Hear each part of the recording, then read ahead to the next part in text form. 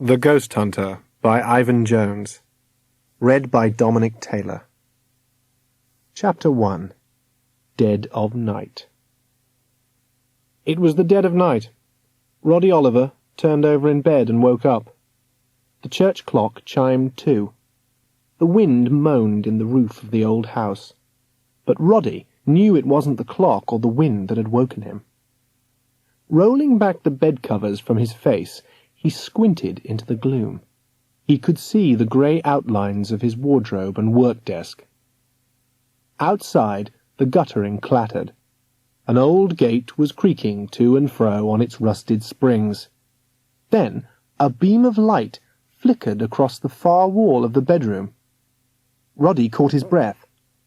He knew it wasn't from car headlights. He crept across to his window and peered round the curtain. A tall, slim figure was standing just outside the wall of the front garden, shining a large torch up at his window. The figure kept lifting up its nose as if it was sniffing the air. Roddy ducked quickly out of sight. He got back into bed and waited nervously. But the beam of light went away after a few moments. Roddy lay down again, but he couldn't go back to sleep. He lay there for what seemed like hours, forcing himself to keep his eyes closed. Then he checked his watch. It was 2:30. The wind had dropped, and now it was silent everywhere. Once more he rolled over and tried to sleep. Then he heard a noise. It was inside the room. He screwed up his blurred eyes and opened them again. That was when he saw it. Sitting on the end of his bed, the grey shape of a boy. Chapter 2. Ghost in the Bedroom. Tessa, Roddy's older sister, stumbled into his bedroom, still half asleep. Her long red hair gleamed in the moonlight. "Roddy, what's the matter?" she said. "Why were you screaming?" Roddy gripped the bedclothes tightly and stared at the spook at the end of his bed. His knuckles were white, and his own face almost as pale as the ghost's. "It's Roddy mumbled. His eyes gawped. Tessa yawned, a big stretchy yawn which went on for about a minute. What do you mean?" she said, with a touch of impatience. Roddy stuttered. Tessa shivered. The cool night air was chilling her. "Oh, for goodness sake," she said. What?" "A ghost," Roddy blurted out. "There!" Tessa frowned. "You've had a nightmare, that's all. Go back to sleep." "Can't you see him?" Roddy squeaked. "That boy sitting on the bed with shoe brushes tied round his neck." "Oh, now I get it," Tessa said. "You thought I'd fall for it, didn't you?" The ghost laughed. He stuck out his tongue and licked his own face slowly, deliciously. A cat couldn't have done it better. He waggled his eyes. They jumped about as if they were on strings. One ear moved upwards, and the other slid downwards on either side of his head. "You're wasting your time there, mate," the ghost said to Roddy. "She can't see me. Tell her to be gone. I won't hurt you." Roddy's mouth dropped open like a flap. He spoke.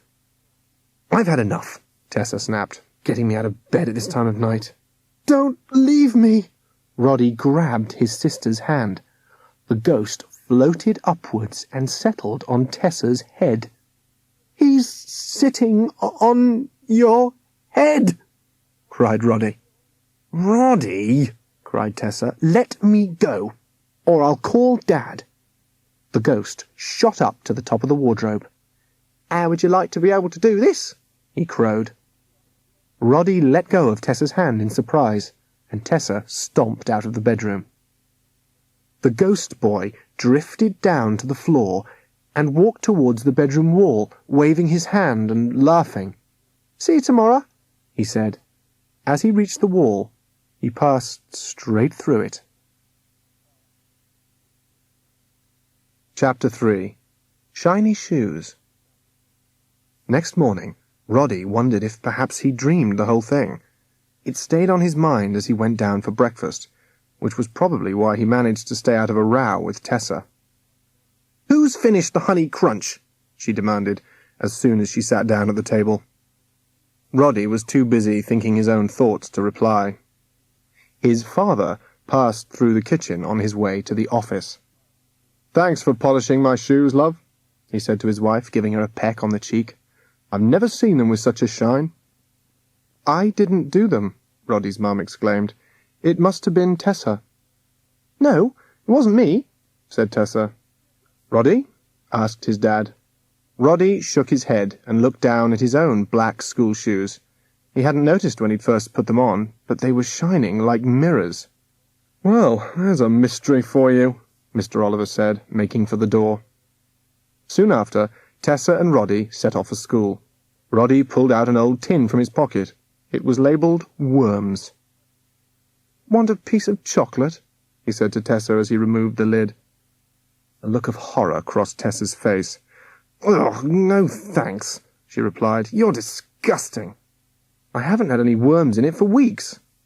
"I said no." "Hey, look," Roddy said as they approached their favourite sweet shop. "They're taking down the sign." Tessa and Roddy watched as a man put up a bright new sign which read, "The Sweet Box, Proprietor D. Croker." "What happened to dear Mrs. Humphreys?" Tessa said. Roddy shrugged. They had always loved going into the sweet box. There were rows of sweet jars all neatly stacked on shelves. Mrs. Humphreys was kind and gentle, and didn't mind if they stayed ages deciding which sweets to buy. But as soon as they went into the shop, they could tell things had changed. All the sweets were in locked cabinets now. Behind the counter stood the new owner, Mrs. Croker. As Roddy and Tessa walked in, Mrs. Croker swiveled a pair of small, fierce black eyes towards them. She was 6 feet tall. Her face was as hard as a rock, and she had an extremely long and unpleasant nose. As Roddy stared at her, he felt as if he were looking up the muzzle of a double-barreled shotgun. The double barrels quivered with impatience. "Yes?" she said. Roddy hesitated. Mrs. Croker tapped the counter irritably with her fingers. Then she gave them a sickly sweet smile. Roddy tried to get his hand behind a partition to touch one of the sweet packets. "No!" roared Mrs. Croker. "Do not touch!" Roddy was so startled that he yanked his arm back and stumbled over a small stepladder. The ladder crashed into a stack of jars and knocked one to the floor. Luckily, it didn't break. "You dim-witted blockhead!" Mrs. Croker bellowed. Roddy took one look at her face and sprinted for the door, with Tessa hard on his heels. As they scurried across the school field, still talking about the new sweet shop owner, Roddy accidentally dropped some chocolate paper from his worms tin. It fluttered to the ground. "Oi!" a voice shouted. "You!" Roddy and Tessa looked round and saw the new school caretaker heading towards them. The caretaker was a tall, thin man with a long, scowling face and a big, purple nose. "Oh, it's old Nosy," Roddy said. "What's up with him?" The caretaker strode up to Roddy. "You dropped that paper deliberately. You're a little-out, and I don't like little-outs." "Oh, sorry," Roddy said. "You being cheeky?" snapped Nosy. "No," Roddy said. "I really am sorry." "You will be," Nosy said, grabbing Roddy by the ear and twisting it. "You'll be very sorry if I catch you spoiling my school grounds with your mucky habits. Get it?" Roddy squealed, twisted free, and hurried into school. It didn't look as though he was going to have a very good day. Chapter 4. William Povey. As Roddy got into bed that night, a voice began singing. "Oh, Roddy, you're a funny, and your face is like a pickled onion." Roddy sat up with a jolt. "Stop frightening me," he said. Suddenly, he heard a strange noise. Squidge, squeak, squidge. Roddy pulled the curtains back to let in more light. The ghost boy was scrawling in red pen over the front of his white wardrobe. Roddy is a funny un. "Hey, stop that!" Roddy gasped. But the ghost didn't stop. He wrote, "My name is William Povey, and I wants to be friends." "Stop it!" Roddy hissed. "My mum will blow a fuse. I don't think much of your spelling either." "I never went to school, see?" said William. "I was a shoeshine boy." "What are you doing here?" "Hiding." Hiding. Suddenly it flashed across Roddy's brain. The figure, the one with the torch, the one who had been peering up at his bedroom. "Someone's after you." "That's it, mate. He's after me, all right." "Who?" Roddy hissed. "The ghost hunter. I ain't being stuffed in no bottle." "What?" "I said I ain't being—" "Yes, I know what you said," Roddy interrupted. "But what do you mean?" "Well," said the boy ghost, "from what the other ghosts have told me, the ghost hunter's got a special puffer thing. He's got to get near enough to you, and then he sprays you with ghost-immobilizing vapour. It shrinks you. Then all he has to do is press the reverse button, and it sucks you into a little bottle, and there you are, stuck for all eternity. You can't never play or muck around ever again." Roddy stared at William Povey's shabby boots, short trousers, and long coat covered in polish stains. Round his neck he wore a string of brushes. Rags spilled from his pockets. His cheeky face grinned from beneath a too large cap. "You must have second sight, mate," the ghost said. "Second what?" "Sight. You can see me and hear me, can't you? Only 1 in 100,000 can do both. So now I got a friend, ain't I?" He flashed Roddy a smile with his broken teeth and floated happily through the ceiling. "Hey," Roddy called, "come back." He tried to rub the red scrawl off the wardrobe. "He's pretty naughty," Roddy muttered. "No, I ain't." William was balancing on the alarm clock. He had shrunk to the size of a finger. "How did you do that?" "It's easy peasy. All I got to do is think small, and I am small." He grew back to his normal size. "Listen, will you help me, Roddy?" "I don't know," said Roddy. "You scare me a bit." William Povey laughed. "There's nothing to be scared of. Just think of me as a mate." "So how can I help?" "I just want to stay with you. Then the ghost hunter will have trouble getting me, see?" Roddy considered. "I hope he doesn't come here." "So do I, mate," William said. "If you stay here, could we have some fun?" "Yeah. If you want to scare somebody, I'm your ghost. Only I got to watch out for the ghost hunter. I got to keep alert, just in case." "Okay," Roddy said thoughtfully. Then he snapped his fingers.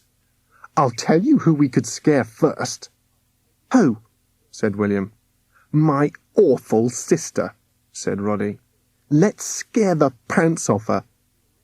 "Well, a little fright won't do her much harm. Catch hold of this." He held out one of his shoe brushes. "What's this for?" "Just hold it. You'll see." Chapter 5. Sister Scaring.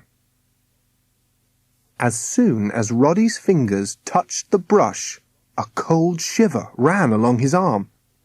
"I feel very light, as if I could float," he said. "Try it," suggested William. "Just think of rising." Roddy thought hard. He started whizzing round in circles. "What are you thinking of?" William shouted. "A helicopter," Roddy said, coming to a dizzy halt. "A what?" It's a cart that flies round and round. No, it's not. It's, Oh, never mind. William laughed. Have another go. This time, Roddy thought of a hot air balloon. He rose straight up to the ceiling. Then his head and shoulders went right through it. Where am I? It's dark and cobwebby. Think yourself down, said William. You're in the loft. Roddy sank slowly to the bedroom carpet. Wowee! It's brilliant! Right, where's your sister's room? Next door, but won't she see us? No, I told you. I'm invisible, except to you, and when you hold the brush, you're invisible and all. That's really spooky, Roddy said. Follow me, said William. And remember, think clearly, or you'll be floating round the chimney pots. William melted through the dividing wall. His arm came back right through the middle of Roddy's Man United poster. A pale finger beckoned. Ooh, Roddy giggled. Scary. The hand vanished as the wall loomed up in Roddy's face. Still half expecting to bang his nose, he slipped through it like a knife slicing butter. Tessa was in bed reading. She don't look so bad, William said. You don't know her, Roddy replied. Right, said William. He started a spine-chilling howl. Tessa went on reading her book. She can't hear it, William said. He opened the wardrobe door with a creak and banged it loudly. Stop that banging about, Roddy, Tessa called as if he were in his own room. I told you she was bossy. William shrugged. She's got a strong mind, your sister. Roddy picked up Tessa's teddy and threw it at her. It landed slap in the middle of her book. Hello, Teddy Pong, Tessa cooed. Where did you fall from? She went on reading. It's no good, William sighed. This might do it, Roddy said. He flicked the light off and on and off again. Tessa looked up. Oh, bother, she groaned. She closed her book and yawned. Time for sleep. Let's try again tomorrow, said William Povey. It's school tomorrow. You'll have to stay here. A look of fear crossed William's face. Not on me own. The ghost hunter might come back, and if he does, he might catch me and stuff me in that bottle. Please let me come with you. You'd have to behave. Oh, I will, said William. Promise. Chapter 6. Spook at School. As Roddy walked through the school gates, William Povey appeared next to him. Listen, William, Roddy whispered. It mightn't be a good idea for you to come to school with me. No one will notice me, pleaded William. Honest. To begin with, William behaved well. Shrunk to snail size, he perched on Roddy's rubber. What's this you're doing? He whispered. Maths. Not a bundle of laughs, is it? There's art and craft work this afternoon. Apple, tart and daft work, chuckled William. That sounds better. Close your books, everyone, said Mrs. Justin, the teacher, peering down her stupendously long nose through her huge square spectacles. I've some nice little problems for you. The class groaned.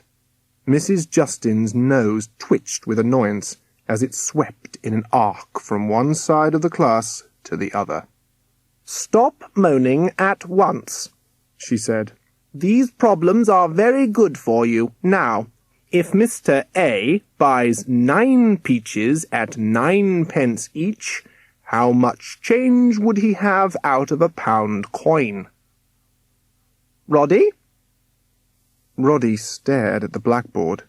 Someone had drawn a funny face with a nose as long as a hosepipe. On it were perched big square spectacles, and underneath, in writing Roddy had seen before, Mrs. Justin, If a geezer pays ya 3 punds 3 to clean his boots, how much change would ya give him out of a tanner? The class, except for Roddy, began to giggle. Mrs. Justin went very red. "Did you do this, Roddy?" she snapped. "No, miss." "Well, someone did it," Mrs. Justin shouted, "and I shall find out who." She cleaned the blackboard quickly. Roddy saw William sitting on Mrs. Justin's desk. "Oh, no," he groaned. "Oh, yes," said Mrs. Justin. "Find out I shall, and don't argue with me, Roderick Oliver." "Queer place, school, ain't it?" said William Povey, appearing back on Roddy's table.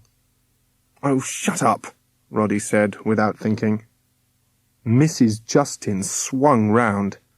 "What did you say?" No, I wasn't. I mean, not to you," stuttered Roddy. "Go and stand outside the door," said Mrs. Justin. "This is all your fault," Roddy hissed at William. "I told you not to come." Roddy stood up and was about to go out of the classroom while William looked crossly at Mrs. Justin and picked up a bottle of ink. "I'll tip this over her." "No! No!" Roddy yelled. Mrs. Justin's mouth dropped open. Roddy felt his tummy turn over. "I've never heard such rudeness," she exclaimed. Roddy took a deep breath. "Mrs. Justin, I'm very sorry. I don't know what came over me. I've been having bad dreams lately and seeing ghosts." A look of relief came over Mrs. Justin's face. "So that's it," she said. "All right, Roddy. You may sit down." For the rest of the day, Mrs. Justin treated Roddy as if he was ill. "There now, Roddy," she said when he dropped his pencil. "Are you all right, dear? Sure you wouldn't like to stay in at break time and rest?" And at lunchtime she made a point of going up to him in the dining hall and sitting next to him. She got him extra pudding and even gave him a bar of chocolate. "Now you mustn't go doing too much, dear," Mrs. Justin said in a sugary voice. "Just rest, rest, and rest. All right." Roddy was glad to get away at the end of the day. "I told you not to come to school," he hissed at William on their way out of the classroom. "But I wanted to stay with you," William sighed. "Yes, well, you got me into a right mess," Roddy grumbled. "Sorry, William, but I think you'd better stay at home tomorrow." I was just getting the idea of school," said William, after a short silence. "It's all just playing round with bits of paper, ain't it?" "Playing around?" Roddy exclaimed. "Well, you don't do no work, not like cleaning boots all day long." "We do lots of work," said Roddy. "But nobody clips you round the ear-hole, not like on a shoeshine stall. Blimey, Mrs. Justin's an angel after some of the geezers in London." "Maybe," said Roddy, "and you haven't met the new caretaker yet." "Oi, you!" a familiar voice yelled across the field. "Talk of the devil," Roddy said as the caretaker waved angrily at them from a distance. He was hurrying towards them, his big purple nose leading the way. "What's up with him?" Roddy muttered. "Get off my grass!" Nosy bellowed. Roddy looked down and saw a new notice which read, "Keep off the grass, caretaker." Roddy quickly got back onto the path. As the caretaker got closer, Mrs. Justin came up. "Hurry along home, Roddy dear," she said. "You really haven't been well today. You mustn't hang around. You might catch cold." She smiled at the caretaker as he approached, and Roddy seized his chance to escape. Chapter 7. a shock for Tessa. "That was Mrs. Justin," Roddy's mother said when she'd come off the phone. She looked searchingly at Roddy. "Whatever's been going on?" Roddy glanced over to the hearth, where a grinning William Povey was sitting cross-legged. He shrugged. "Just a bad day, I guess." "And what's all this about ghosts?" Roddy didn't know what to say. William was shaking his head vigorously, while Tessa was looking curiously at her brother. "Roddy?" Mrs. Oliver prompted. "Oh, just nightmares, Mum, that sort of thing. Must go and do my homework now." He dashed off to his room, closely followed by William Povey. "Are you cross with me again?" asked the ghost. "No, but it's going to be difficult to talk my way out of this one." Roddy looked up. There'd been a creak outside his door. "You know my sister," he said loudly. "She can be very nosy. She's the sort of person who would stand outside a door and eavesdrop." Tessa poked her head round the door rather guiltily. "Talking to yourself?" she said. "You talk to your teddy," said Roddy. "That's different." She went out onto the landing. "Hope you don't get any more electrical faults," said Roddy. "You know, your light going on and off." Tessa came back. "How did you know about that?" "You'd never believe me," said Roddy. "Oh, stop teasing her," said William. "You can let her in on the secret." "Not on your life." "Pardon?" said Tessa. "Oh, go on," said William. "I don't think she'd tell. She's a tough un.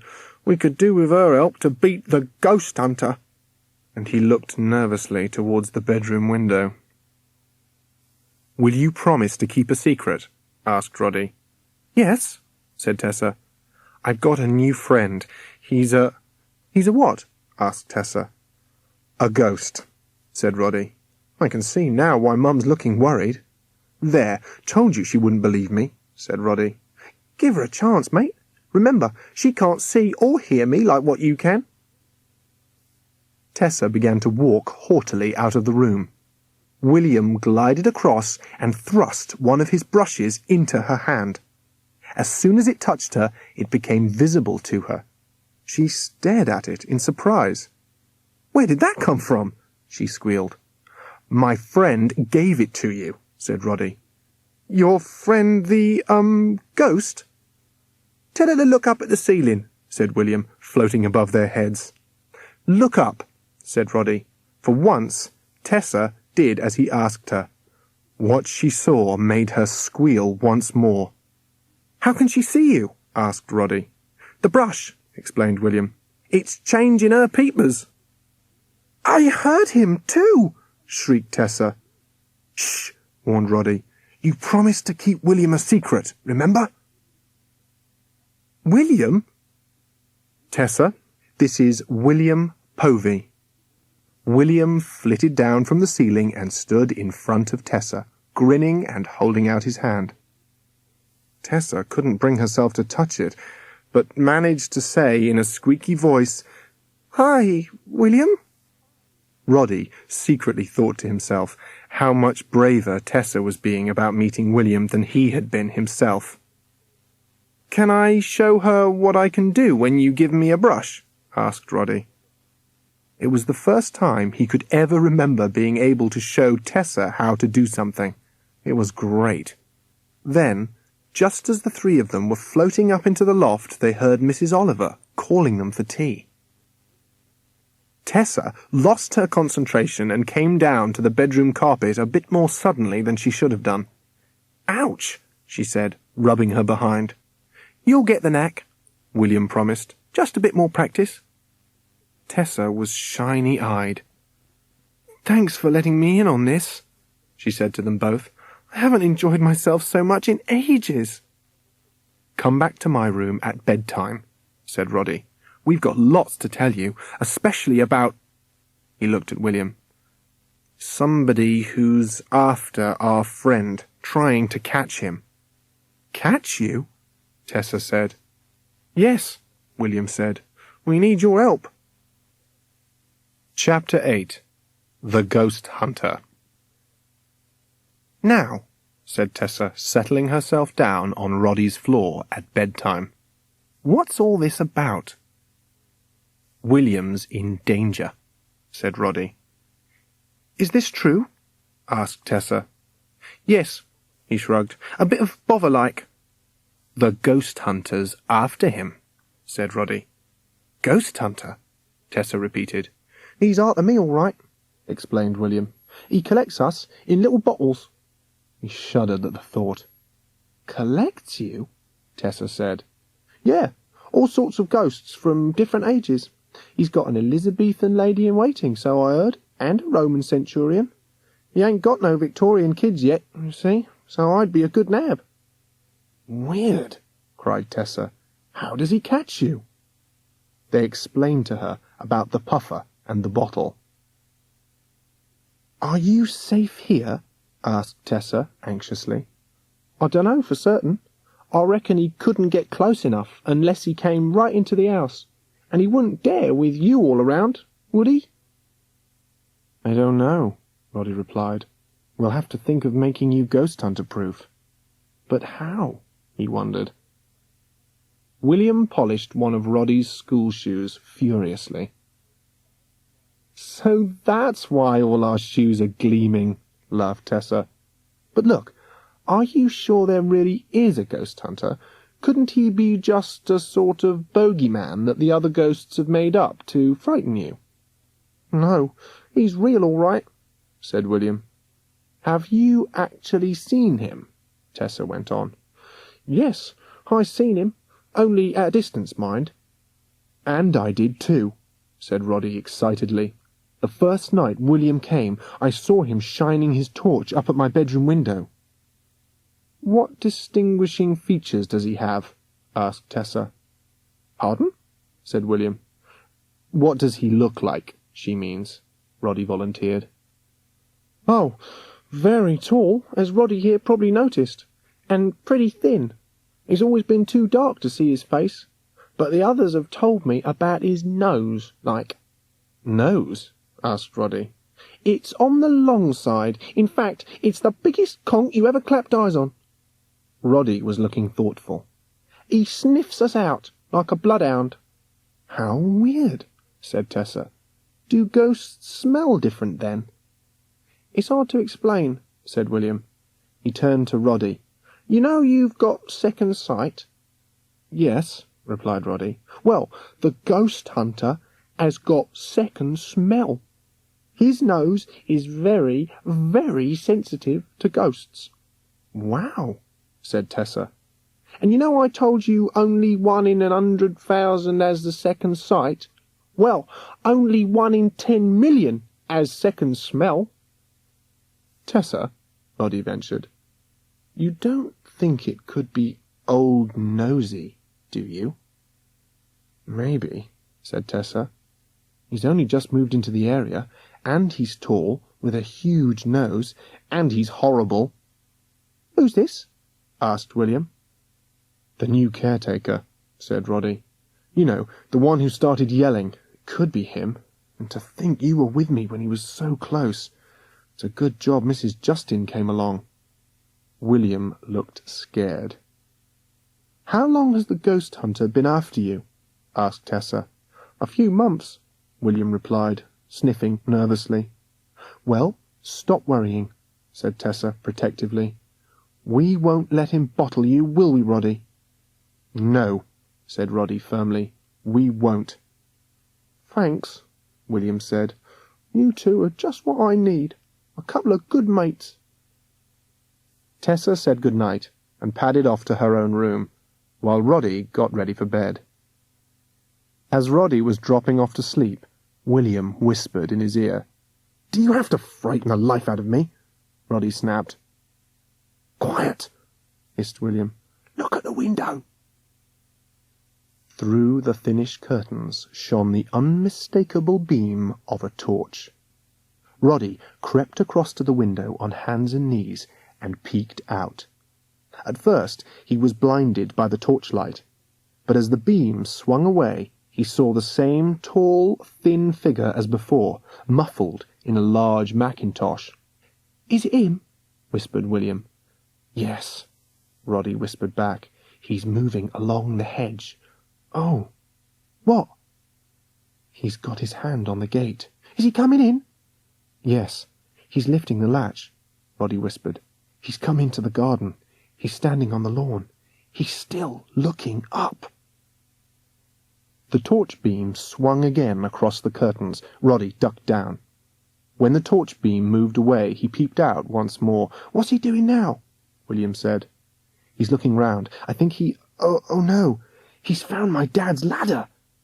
"Oh!" William moaned. He looked terrified. "Hang on. Next door's dog is barking," Roddy said. "Ha! It's scared him off. He's dropped the ladder. He's gone out through the gate. He's running." Roddy watched until the ghost hunter shot away down the street. "Ow!" he said as he stood up. "My feet have got pins and needles." "You sure he's gone?" William's voice shook. "For now," said Roddy, "but I suppose he'll be back. I really must think of a way of keeping you safe while we're all out tomorrow." Chapter 9. Clues. Before breakfast, Roddy was outside, combing the street and the front garden for clues. When he stood on the small front lawn, he spotted lots of tiny holes, as if made by some sort of spike, and more exciting still, a sweet wrapper. Roddy picked it up and took it back to William. "Anyone could have dropped it," said William, looking disappointed. "Well, it's a clue," said Roddy. He sniffed at the paper. It had an unusual smell. "Here comes your sister," said William. Tessa knocked before coming in, something which she had never done before. Roddy showed her the sweet wrapper and told her about their night visitor. "I didn't see a thing," said Tessa. "I must have gone out like a light." "I've been trying to think of a way to keep William safe," said Roddy. "Where is he?" asked Tessa, looking about the room. "Oh, sorry," said William, and he passed her a brush. Tessa frowned. "We could try foxing the ghost hunter's extrasensory smell." "How do you mean?" asked Roddy. "By countering William's smell with another, much stronger smell." "Like what?" "What's the strongest smell you can think of that we could lay our hands on easily?" Roddy snapped his fingers. "Garlic!" he cried. "That's really strong." "Great," said Tessa. "Let's get to work. Mum and Dad are still upstairs, so you go down and find some, Roddy." A few days ago he would have told Tessa to get it herself, but now he agreed without argument. He was in such a tearing hurry that he tripped down the last 3 stairs and went sprawling. "Are you all right, Roddy?" his mother called. How did she guess it was me? He wondered. "Yes, fine, Mum, nothing broken." He searched through the fridge and the vegetable rack. Snatching up a net of garlic, he bolted back upstairs. Diving into his room, he broke the bulbs into segments and cut them with his penknife. The brother and sister smeared the garlic across the walls. Then they ground the cloves into the carpet under their heels. The smell which filled the room was strong and pungent. It caught in Roddy's throat. "We'll have to keep Mum and Dad out of here for a few days," he said. Mr. Oliver called upstairs a few minutes later, on his way out to work. "Goodbye, Tessa. Goodbye, Roddy," he shouted. "What's that awful pong?" Fortunately, he didn't wait for an answer. Chapter 10. Mrs. Croker.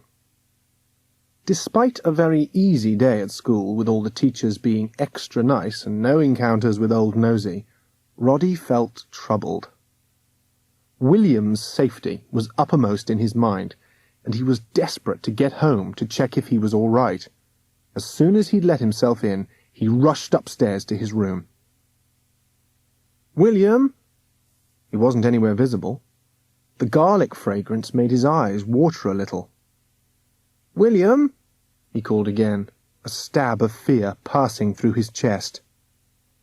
"Over here," said a small voice. A tiny William was sitting on top of the wardrobe, from where he had a good view of the street. Roddy's breath came out in a gasp of relief. "Everything okay?" "Yeah," said William, growing to his normal size and floating back to the carpet. "You come up the old apples and pears pretty smartish." "I was a bit worried," Roddy admitted. "What, even after all the garlic?" said William with a grin. 3/4 of an hour later, Roddy was settling down to watch TV when there was a fierce knocking at the front door. It echoed through the house like a rifle shot. "Answer that, will you, Tessa?" called Mum from the kitchen. "I'm just changing for the hockey match, Mum," Tessa called back from her room. The knocker banged again like a series of little explosions. Crack, crack, crack. "Roddy," Mum shouted, "go and see who it is." The knocker was just about to resume its pounding as he opened the door. Mrs. Croker from the sweet shop stood there, arm raised, glaring at him. "About time, too," she said as she banged the door behind her. "I'm soaking." Drops of rain dripped from the double-barreled nose onto the mat in the hall. Mrs. Croker snatched off her glistening black mackintosh and shook it, mostly over Roddy. She handed it to him, but kept hold of her large, silver-handled black umbrella. Roddy felt very nervous.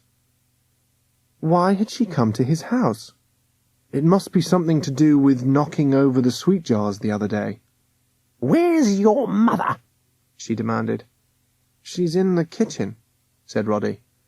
"Well, I didn't suppose she'd be in the coal house," Mrs. Croker snapped, and clutching her umbrella and handbag, she stalked down the hall. As she moved forward, her head swung from side to side. She appeared to be sniffing. It must be the garlic, Roddy thought guiltily.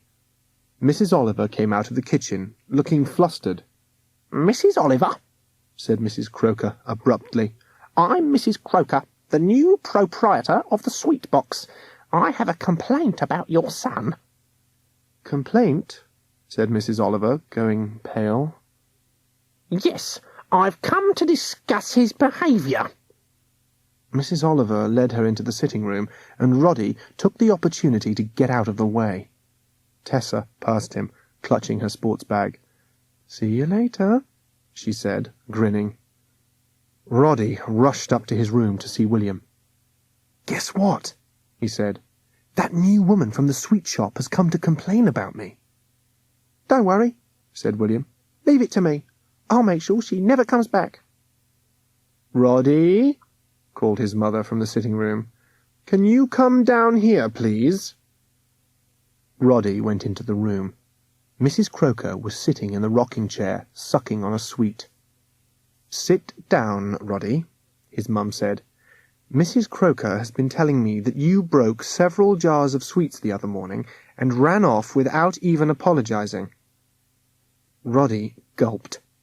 Mrs. Croker was making squirty noises as she went on sucking her sweet. It smelt very strong, like a cough lozenge.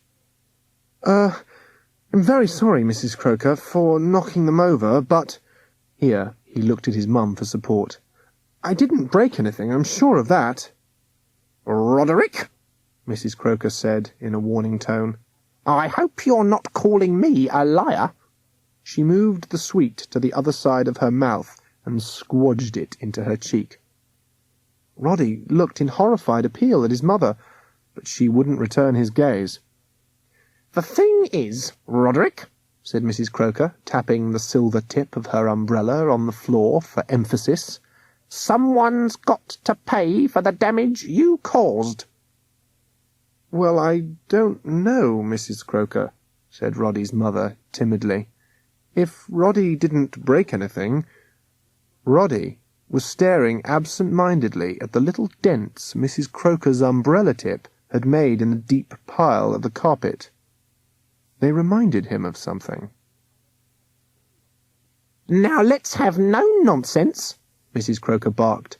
"I've estimated the damage at £40. £40? Roddy and his mother exclaimed together. Greedy old robber, thought Roddy. Money-grubbing skinflint. Mrs. Oliver was very cross, but she tried to be friendly to Mrs. Croker. She glanced at the tea things she had laid. Tea? She asked. Oh, yes, if you like, Mrs. Croker replied. I'll just get an extra cup, Mrs. Oliver said. She and Roddy fled to the kitchen. Chapter 11. Cream Scones. What a strange woman, Roddy's mother whispered. Why didn't you tell us about this? I just hope I'll be able to persuade her to change her mind. We can't afford £40. Mrs. Oliver found another cup, and Roddy prepared cream scones. I'll bring these in a minute, he said. The longer he could stay out of Mrs. Croker's way, the better. After Mrs. Oliver had taken the tea tray into the sitting room, William appeared on the work surface. Cream? He cried with a grin. Perfect! What are you up to, William? I'll follow you in, said William. I'll make sure Mrs. Croker enjoys her cream scones to the full, like. Roddy took no notice of William's remark. He was too busy worrying about paying for the sweets. He carried the scones into the sitting room and placed them on the coffee table. As he bent down, he spotted a sweet wrapper on the carpet. Mrs. Croker must have dropped it. He picked it up and looked at it with a shock of recognition. His heart started clanging under his ribs. He looked about him wildly. The marks in the carpet were just like those in the front lawn. Why hadn't he thought of it before? And that enormous nose, which, even at this moment, was twitching, as if it had picked up a scent. And his friend was about to walk into the trap. He turned, hoping against hope that he could get William away in time, but it was too late. William was making straight for the tea tray. Roddy glanced at Mrs. Croker. She was the ghost hunter. Her nose was trembling now with anticipation. Roddy felt sure she could smell William. He watched helplessly as her fingers began hurriedly to unscrew the silver knob on the top of her umbrella. She even had a horrible little smile on her lips. Oh, that's rather clever, said Mrs. Oliver, pointing to the top of the umbrella. What's inside? Just my little perfume spray, said Mrs. Croker. Oh, no, thought Roddy, the ghost immobilizing vapour.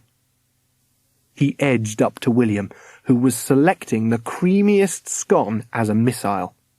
She's the ghost hunter, Roddy whispered urgently to him, as Mrs. Oliver admired the little secret compartment in the top of Mrs. Croker's brolly. William stopped in his tracks. He only needed one look at the quivering nose to be convinced. Mrs. Croker already had her finger on the spray button. She stood up, towering above Mrs. Oliver. Her gaze swept left and then right. She was sniffing fiercely with her nose and searching with her hooded eyes. She stepped across to the doorway to block Roddy's exit. Where is he? She whispered under her breath. Where is the beastly little brat? I know you're here. I can smell you, pesky little pup. What shall I do? Hissed William, hiding behind Roddy, his eyes wide with terror. Give me a brush, Roddy whispered. But you'll disappear, said William. Do exactly as I say, said Roddy. William handed him the brush. Mrs. Oliver was too busy staring in amazement at the look of greed and excitement on Mrs. Croker's face to notice Roddy's disappearance. Sss, sss, went Mrs. Croker's finger on the button, spraying the vapour across the room. Oh, watch the scones, Mrs. Croker, snapped Mrs. Oliver as the spray went all over them. Get out of here, Roddy hissed to William. I'll meet you in the kitchen. William didn't need telling twice. He melted through the wall as Roddy picked up a cream scone and hurled it at the shotgun nose. It flew across the room like a missile and splodge. It stuck there like a bun on a spike, dripping cream all down Mrs. Croker's chin. Roddy caught his mother's expression of shock as he melted through the wall into the kitchen to join William. You're not safe anywhere in the house, he said. "She's crazy enough to go spraying that thing all over." "It's not just me, neither," said William. "You're in danger yourself while you're holding that brush." Roddy put it down as if it were electrified. All day he'd been thinking about how to keep William safe. Now, just when he needed the answer most urgently, it came to him. "Shrink yourself," he commanded. William obeyed. "Now," said Roddy, rummaging about in the cupboard, "I want you to get into a jam jar." "No fear," said William. As Roddy started to argue with him, his mother hurtled into the kitchen. Mrs. Croker was yelling, "Disgraceful! Throwing cakes disgraceful!" A moment later they could hear her sniffing all round the dining room. "Got one!" Roddy yelled. He pulled out a jam jar with a lid. He gestured to William to get inside it, but William shook his head vehemently. Then Mrs. Croker came out of the dining room and burst into the kitchen, her nostrils trembling with excitement, her finger on the button of her spray once more. "Get in!" hissed Roddy. Just as Mrs. Croker aimed the spray right at him, William dived into the jam jar, and Roddy screwed down the lid really tight. Mrs. Croker's nose stopped quivering, and a look of puzzlement came over her face. The spray had gone all over the food which Mrs. Oliver had been preparing for tea. It had an unpleasant, mouldy odour. Mrs. Oliver looked horrified. "Stop that! Stop it!" she cried. But Mrs. Croker wasn't listening to her. She was sniffing all round the kitchen. In frustration at losing the scent, Mrs. Croker began spraying her ghost-immobilizing vapour over every inch of the kitchen. Roddy smiled encouragingly at a very small William, crouched in the bottom of the jam jar in his hand. The spray couldn't touch him in there, nor could the ghost hunter smell him. Before they could stop her, the spraying went on and on. It went all over the surfaces, into the cupboards, it even dripped off the ceiling. "Mrs. Croker!" Mrs. Oliver shouted. "Stop it, for heaven's sake, and get out of my house!" When Mrs. Croker carried on spraying, her eyes glazed, Mrs. Oliver rushed to the phone. She came back to the kitchen and took Mrs. Croker by the arm. "There, I've called the police," she said. "I must insist you leave." "Not till I've got him," Mrs. Croker snarled. Then she pushed Roddy's mum aside and pounded up the stairs, shrieking, "I know you're here somewhere, you miserable little spook!" She threw open the door to Roddy's bedroom with a crash. They could hear her hurtling about. There were thumps and bangs as she tipped out drawers and knocked over the bookcase. Roddy stared at his mum. "She'll tear the place to bits!" he cried. Suddenly there was a loud knocking at the front door. "Police!" shouted an officer. But before Roddy could open the door, Tessa had let the policeman in with her key. "The match was rained off," she said. "Whatever's going on?" 2 policemen rushed past her up the stairs. "Get off me!" they heard the ghost hunter scream. The policeman came back downstairs, dragging a struggling Mrs. Croker between them. "Can you make sure she doesn't come back here?" asked Mrs. Oliver. "Shouldn't be a problem," said one of the officers with a grin. "We've been looking for her. Mrs. Humphreys was found in a room at the back of the sweet shop this morning, all trussed up." "Dear Mrs. Humphreys?" cried Tessa. "Yeah," said the policeman. "This person," he jerked his thumb at Mrs. Croker, "had tied her up with rope and locked her in the stockroom, just so that she could take over the shop." As they shoved Mrs. Croker down the hall, she turned on the children. "Ghost savers!" she screeched. Mrs. Oliver pulled Tessa and Roddy back against the staircase as the police struggled with Mrs. Croker in the doorway. Cream still dripped from the end of her nose. "Fiends!" she yelled. "Come on," said one of the officers. "Quietly does it. Your old lady-napping days are over." "And your ghost-hunting ones, too," muttered Roddy. "She'll go to jail for years and years," said Tessa. The policeman wrenched Mrs. Croker's foot from the door jamb and yanked her into the open air. Even then she managed to kick out at the door. It slammed behind them. The sound boomed through the house like a bomb. Everything from the roof down to the walls trembled. The cups on the coffee table rattled. Even the kitchen tap let out an extra dribble of water. They heard the ghost hunter yelling all the way to the police car. And then there followed a wonderful silence. Mrs. Oliver rushed off for a cup of tea. "Thank goodness she didn't get you," Roddy said to William as he emerged from the jar. "Now think of all the lovely times we can have together," Tessa said. William Povey stretched himself out on the banister rail. "You know something," he said. "We ought to be celebrating." He handed Roddy and Tessa a shoe brush each. "Ready?" he said. "Follow me." "Where are we going?" asked Roddy. "Just think of going up." Roddy and Tessa followed William up the stairwell, through the attic, and right through the roof of their house. They came to rest beside the chimney. "Oh, wow!" Tessa cried. "Like it?" William smiled. "Next, I'll teach you to fly." "Fly?" yelled Roddy. "Yeah," said William. "First, you better hold my hand. Now, after 3... "What?" Roddy shouted. "After 3, jump." "Jump?" said Tessa. "You'll be quite safe with me," William said. "Oh," said Tessa. 1, 2, 3, William shouted as the 3 of them leaped into the air. They hovered about 8 meters above the roof. "Steady now," said William, "and don't let go of the brushes." He took them soaring over towards the church. "It's brilliant!" cried Roddy. He looked down. Little squares of lawn rushed past beneath them. Even the road looked more like a ribbon. In the distance, he could just make out the white speck of the police car as it hurried the ghost hunter away. Roddy grinned in delight. It was great having a ghost for a friend. And now he knew that he and Tessa were in for the most exciting time of their lives. The end.